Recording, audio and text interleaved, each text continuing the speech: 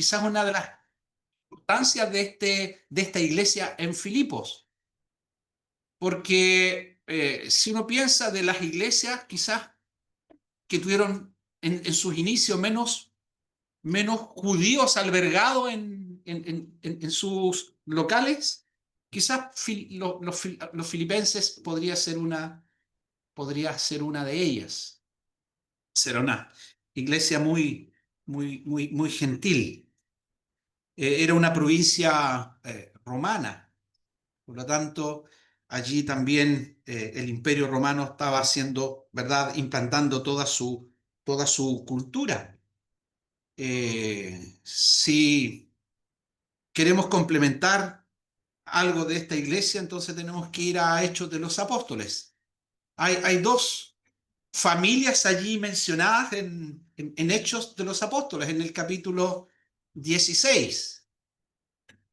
Dos personajes muy importantes y que están asociadas a dos familias que seguramente fueron parte de los inicios de la iglesia en Filipos. La primera, una mujer llamada Lidia. Lidia no era originaria de Filipos, era de otra región.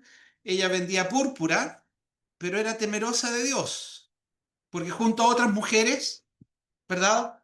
En el día de reposo fueron a orar y allí estaban cuando llega Pablo y llega Silas y predican el Evangelio. Se convierte seguramente esta mujer ahí con la predicación de Pablo y le dice a Pablo, si habéis juzgado, bueno, se bautiza y le dice, si habéis juzgado bien, entrad y posad en mi casa. Y ahí abre su hogar para recibir al apóstol. Imagínense un hogar recibiendo al apóstol Pablo. ¿Cómo estaría nuestro hogar recibiendo al apóstol Pablo? ¿Qué le preguntaríamos? ¿Qué conversaciones podríamos tener con él y con Silas? ¿Verdad? Que nos cuente quizás cómo es la evangelización en otros lugares, cuántos creyentes hay en otros lugares, si ellos no han tenido la posibilidad de viajar. Porque Filipos, si se implanta la iglesia allí en Filipos, más o menos en el segundo viaje misionero de Pablo. ¿Y el otro personaje importante? El carcelero de Filipos. Bien. Panchito, Víctor tiene un premio. El carcelero de Filipos.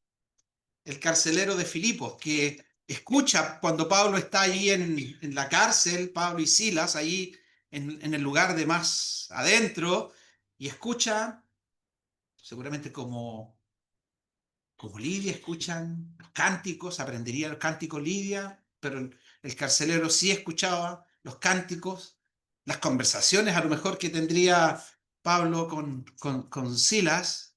Viene este gran terremoto y Pablo, ¿verdad?, le predica el evangelio a este carcelero, el carcelero de Filipos. Y también, ¿qué hace el carcelero de Filipos? Lo lleva también a su casa. Y allí tuvo la oportunidad Pablo de predicarle a su familia. Y allí se convirtió su familia y se bautizaron. Él y su familia, dice la palabra. Y allí nuevamente vemos ese hogar abriéndose, ¿verdad?, para Pablo. Y cuán grandes cosas Pablo podría haber compartido del Señor. ¿Le habrá contado de la conversión de Pablo? ¿Cómo conoció al Señor en ambas? Yo creo que sí. Yo creo que llenarían el corazón de ellos y de su familia aquellas grandes cosas que el Señor hizo en la vida de Pablo y cómo se le apareció allí en ese camino a Damasco.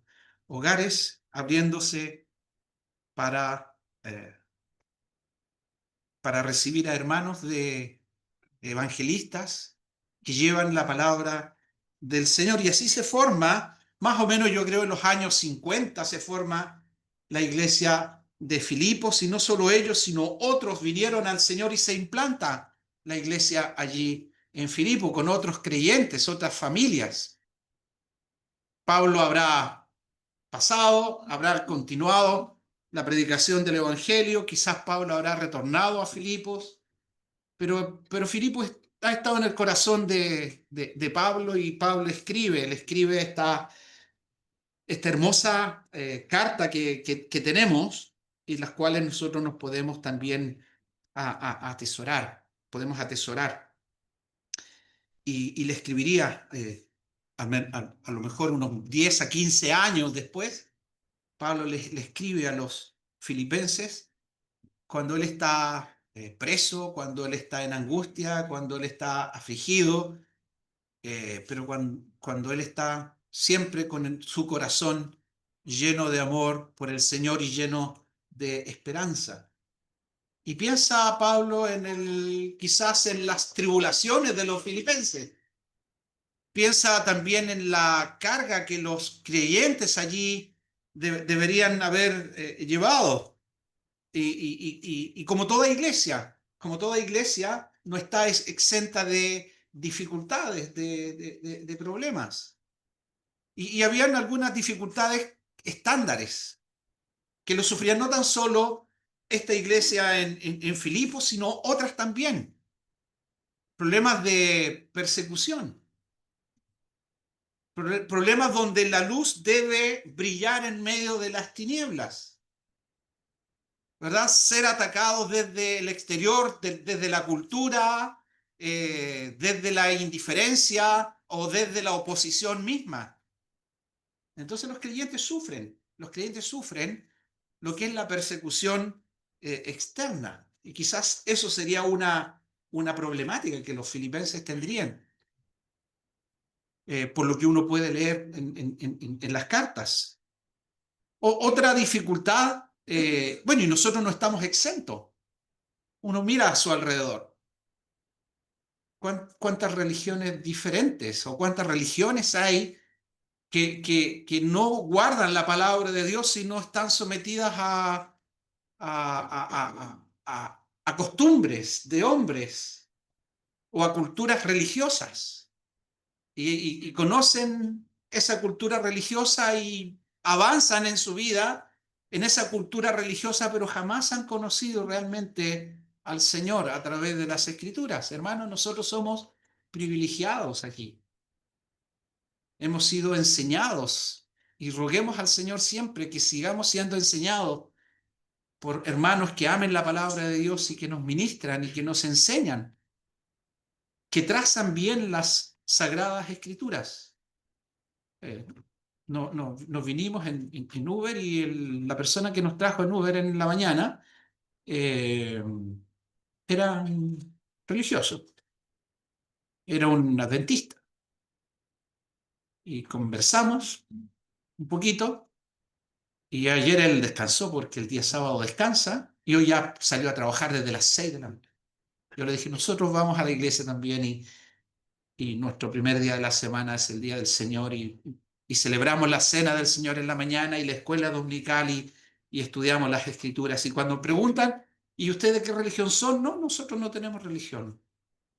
Nosotros amamos al Señor, nosotros seguimos las enseñanzas apostólicas, nosotros estudiamos las Escrituras, y esas cosas les parecen raras, de no tener una religión, porque eso es propio de la vida humana. Ojalá que nosotros, hermanos, no seamos religiosos. Ojalá no seamos religiosos, sino que realmente amemos la palabra de Dios y las escudriñemos y las estudiemos. Y por tanto, las iglesias en el primer siglo y los filipenses, allí la iglesia en Filipo tampoco era ajeno a esto de ser bombardeados con falsas enseñanzas, con falsas doctrinas que pueden venir e introducirse en medio de las iglesias. Nosotros hemos estado estudiando primera carta a Timoteo los días jueves, y hemos pasado por considerando las advertencias que Pablo le da a Timoteo de que habrían falsos maestros que enseñarían cosas con espíritus de demonios, que enseñarían el error y aún arrastrarían a muchos.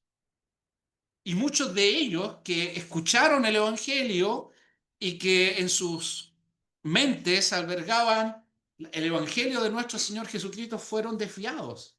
para apostatar de su fe. Desde que los filipenses recibieron la palabra y se implantaron allí los primeros creyentes hasta esta carta, habrán pasado unos, no sé, 10, 15 años quizás. ¿Cuántos creyentes o cuántas personas que escucharon realmente el Evangelio fueron arrastrados por doctrinas erradas? Y eso es un problema. Y eso es un problema. ¿Y cómo uno puede combatir el error? Escudriñando las Escrituras. ¿Cómo podemos combatir el error? Meditando en el Señor. Haya pues en nosotros ese sentir de ver, de estudiar, de escudriñar la palabra de Dios, como Timoteo recibió de parte de Pablo, el misterio de la piedad. Albergar ese poema, Dios fue manifestado en carne, y que nuestra visión de la palabra de Dios se centre en nuestro Señor, y que nuestro estudio, que nuestra creencia, nuestra fe sea cristocéntrica, y que alberguemos al Señor Jesús en nuestra vida, que Él sea nuestro norte, que nuestro norte no sea la iglesia, que nuestro norte no sean los líderes de la iglesia, que nuestro norte no sea las amistades que podemos tener en la iglesia, que nuestro norte no sea lo bien que lo pasamos en la iglesia. Podemos tener todo eso, y si el Señor no está, de nada sirve.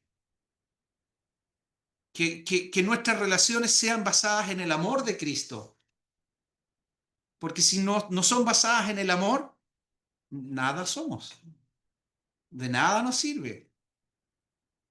Sostenernos unos a otros, amarnos unos a otros y perdonarnos unos a otros también, porque necesitamos mucho que perdonarnos. Nuestra indiferencia, a veces sin querer, nuestra indiferencia, ¿verdad? Ofendemos a otros hermanos, y debemos perdonarnos. Debemos buscarnos, debemos amarnos, debemos estimularnos al amor y a las buenas obras. Y aquí Pablo en el primer capítulo de los Filipenses dice: Pablo y Timoteo, siervos de Jesucristo, a todos los santos en Cristo Jesús que están en Filipos, con los diáconos, o con los obispos y diáconos, gracia y paz a vosotros de Dios nuestro Padre y del Señor Jesucristo. Me faltó, creo que les mencioné dos problemáticas que habían. Una, las acechanzas exteriores que la iglesia recibía. Dos, las falsas enseñanzas que podrían estarse transmitiendo. Por eso que los apóstoles debían visitar y levantar hombres que amen la palabra de Dios y establecer iglesias en función o de acuerdo a las Escrituras. Y eso es interesante, esta porción que acabamos de leer. Y lo tercero, y creo que una de las cosas peligrosas, que son los conflictos internos. Los conflictos internos en la iglesia. Por eso debemos amarnos y cuidarnos, porque los conflictos internos es una herramienta que Satanás usa para destruir una iglesia. Hermanos, no nos vanagloriemos de esta preciosa iglesia, de los preciosos hermanos que tenemos. Cuidémonos, amémonos, considerémonos y estimulémonos al amor y a las buenas obras, porque eso es un peligro, hacer divisiones, verse mal. Aquí en el capítulo 4 había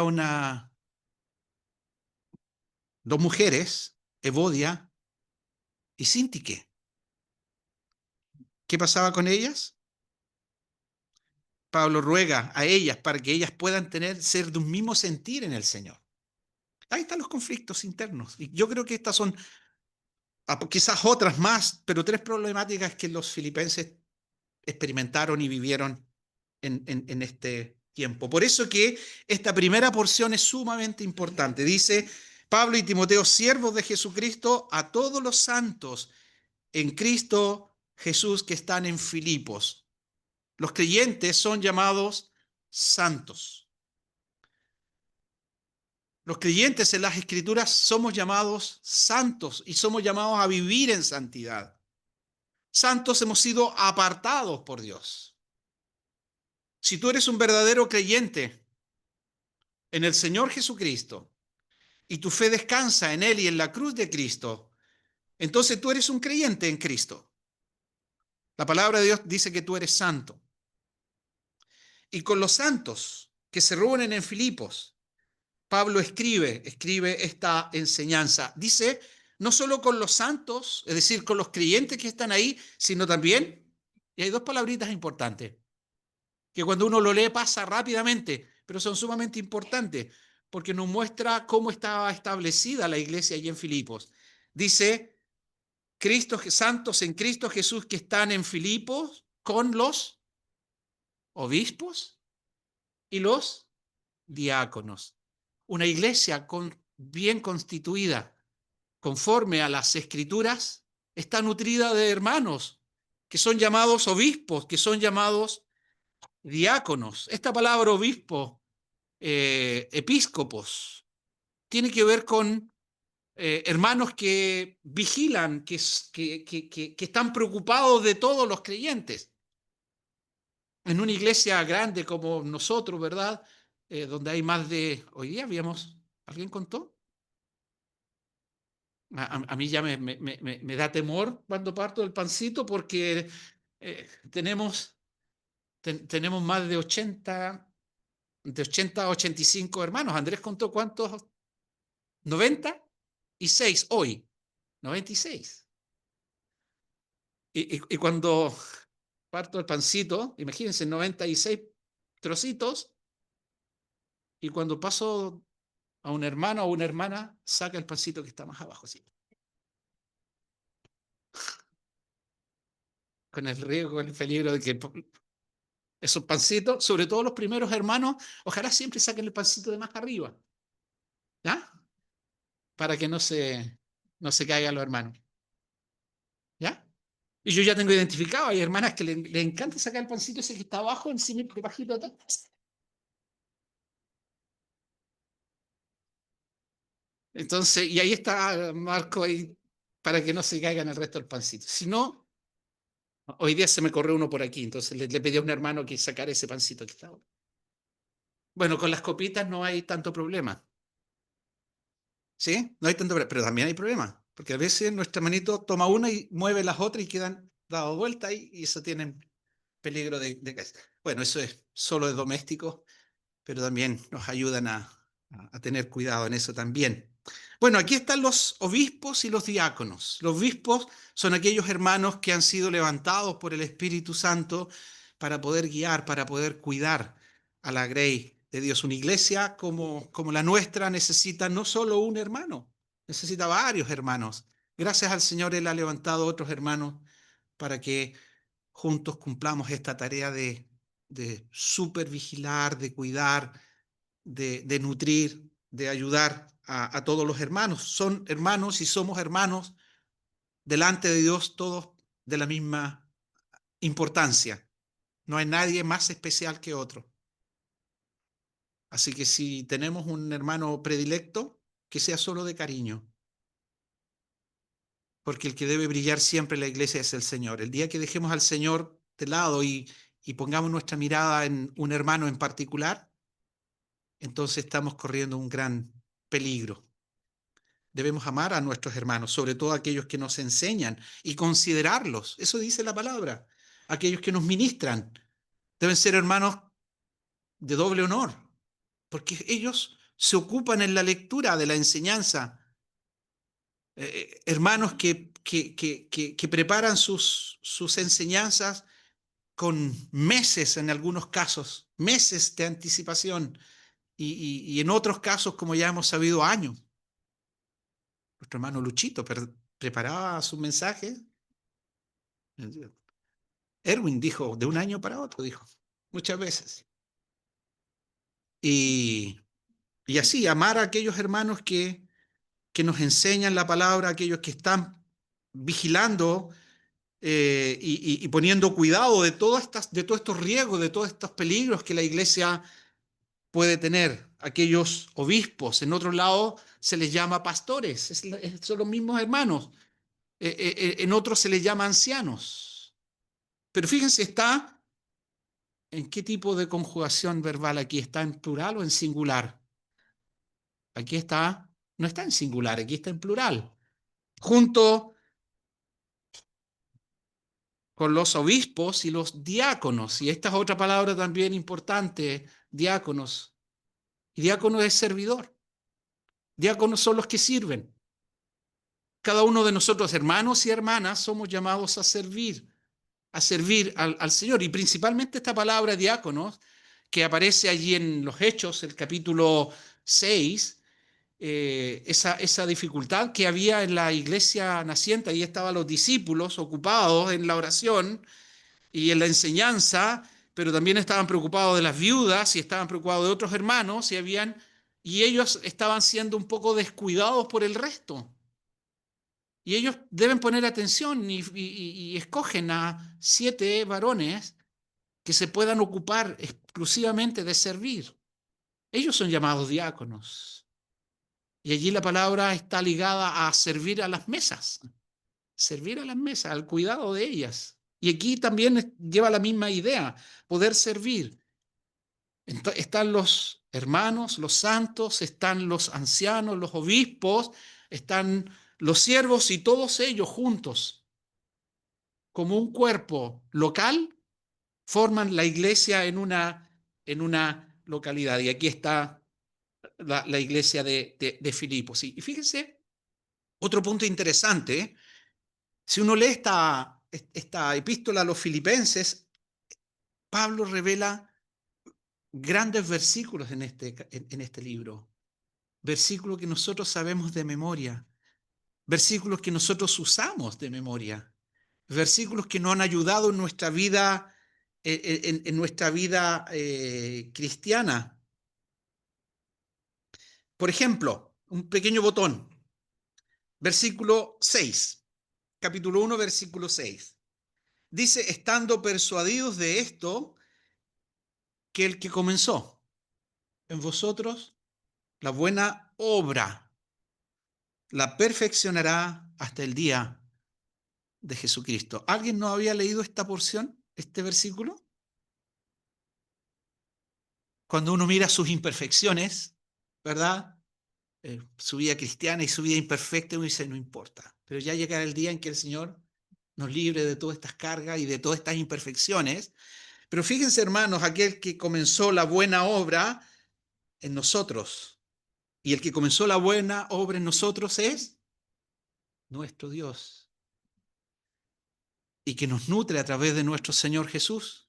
El que comenzó en nosotros la buena obra, es una buena obra, la perfeccionará día tras día.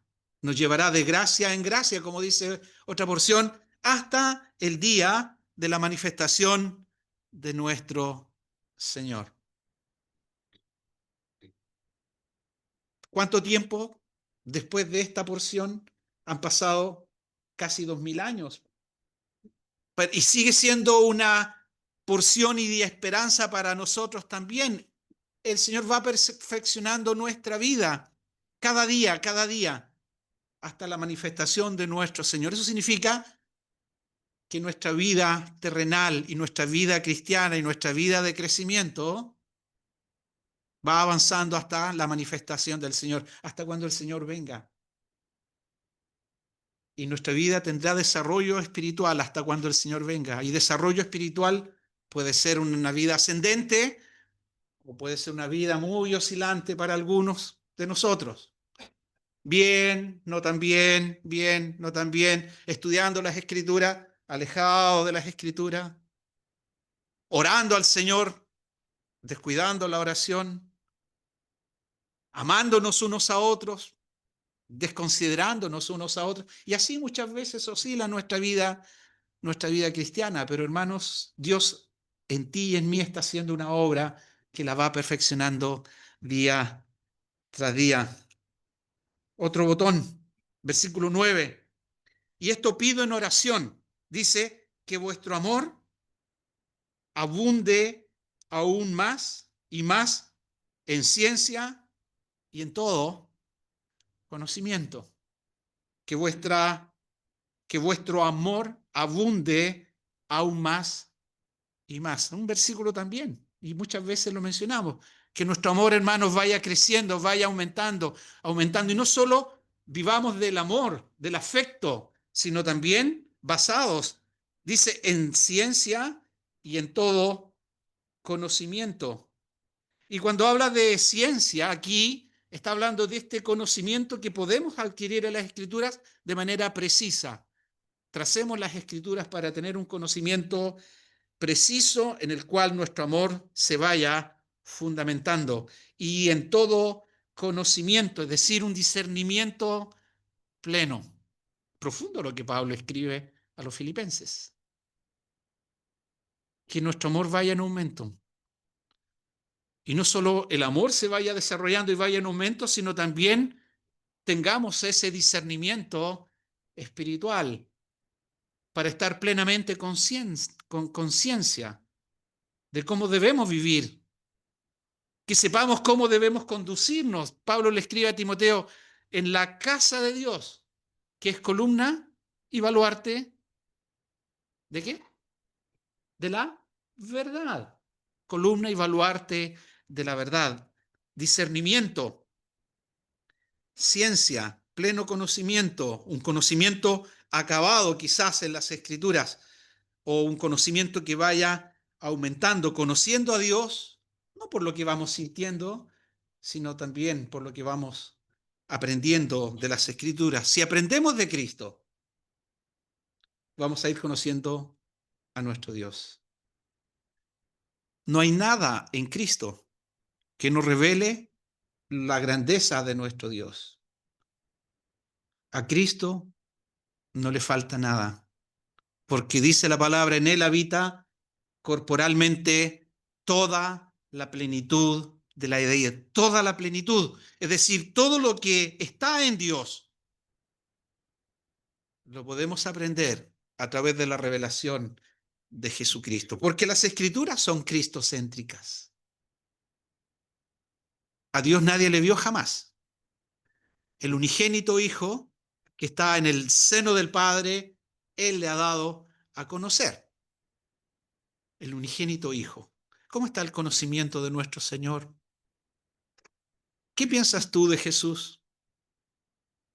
¿Qué es Jesús para ti? ¿O quién es Jesús para ti? ¿Es un gran maestro? ¿Es un ser importante?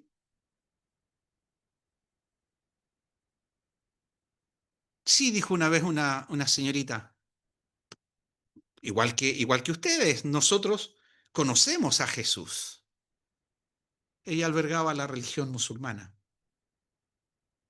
Y ese conocimiento de Jesús que ella tenía no es el conocimiento bíblico. Jesús no es un simple profeta. Jesús no es un simple hombre. Jesús no es el más grande de los maestros, aunque lo es, pero no es solo el más grande de los maestros, el más grande de los pedagogos. Pablo usó esa palabra en estos días que estuvo con nosotros. Ser un buen metodólogo, un buen pedagogo, escudriñar bien las Escrituras para enseñarla bien. Gabriel sabe lo que es un buen pedagogo, ¿verdad? No estamos diciendo que somos pedagogos, somos profesores. No estamos diciendo que somos de los buenos. Bueno, nos vamos a cachiporrear, Gabriel, no somos de los buenos. Pero el Señor es un gran maestro, pero no es solo el gran maestro. Y no es solo el maestro bueno, como le preguntaron cuando vinieron a él. Maestro bueno, sabemos que has venido de Dios, porque nadie puede hacer aquellas cosas que tú haces. Y otro le dijo, y el Señor le dijo a otro, ¿y por qué me llamas bueno? ¿Soy bueno? ¿Pero por qué me llamas bueno? Hay uno solo que es bueno, Dios. Pero Jesús es la imagen del Dios invisible. Aprendamos de las Escrituras. Otro botón, versículo 21. ¿En qué descansa nuestra vida? ¿Cuál es el sentido de nuestra vida? ¿Cuál es el sentido de tu vida? Otra porción, otro botón en el libro de los Filipenses. Porque para mí el vivir es Cristo y el morir es ganancia. Vuelvo a hacer la pregunta. ¿Quién no ha leído esta porción? ¿Quién no conoce este versículo?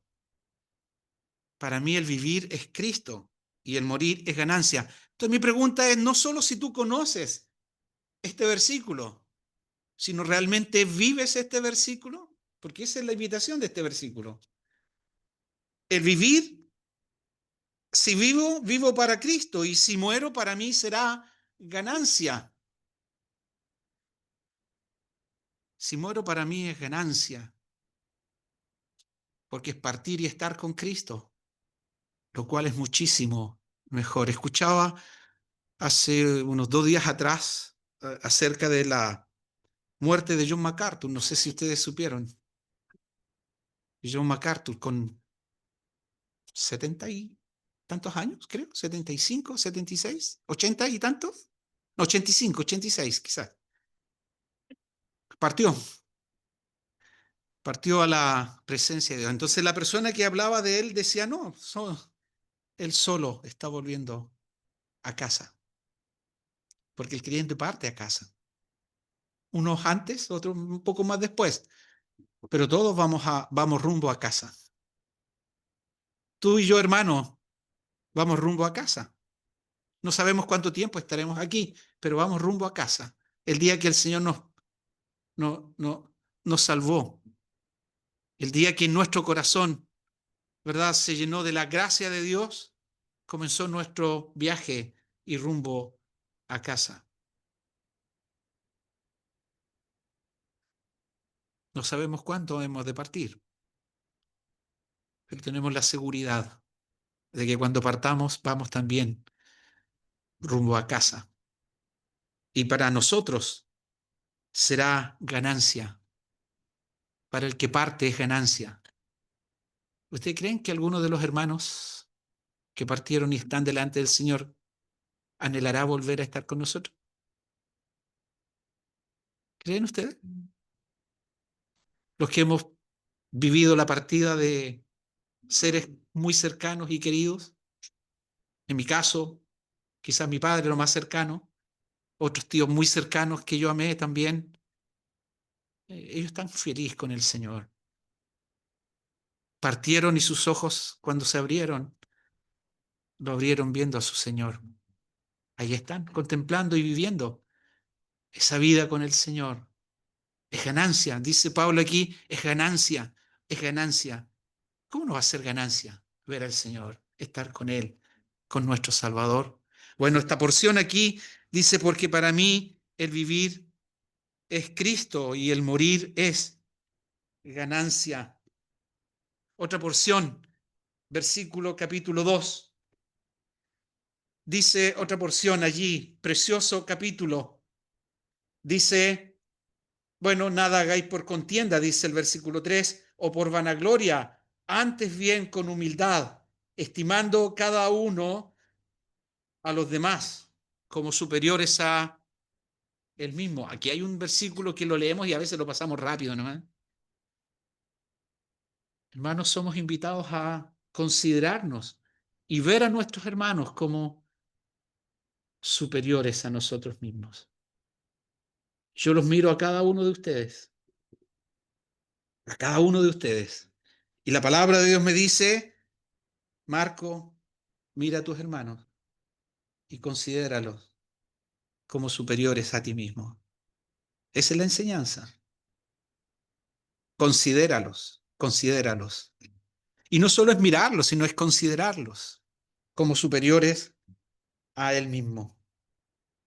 No mirando cada uno por lo suyo propio, sino cada cual por lo de los demás. Pero voy al versículo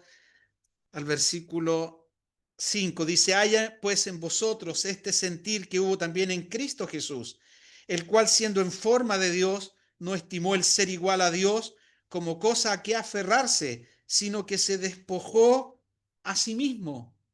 Esa es la manera.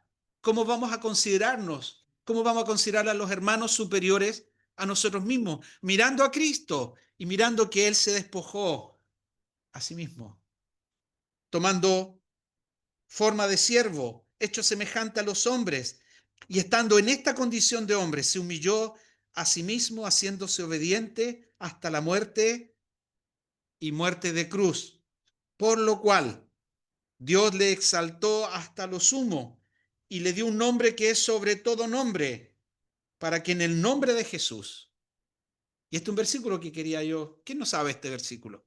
Aquí tenemos otro botón, precioso, para que en el nombre de Jesús se doble toda rodilla de los que están en los cielos y en la tierra y debajo de la tierra, y toda lengua confiese que Jesucristo es el Señor, para gloria de Dios Padre.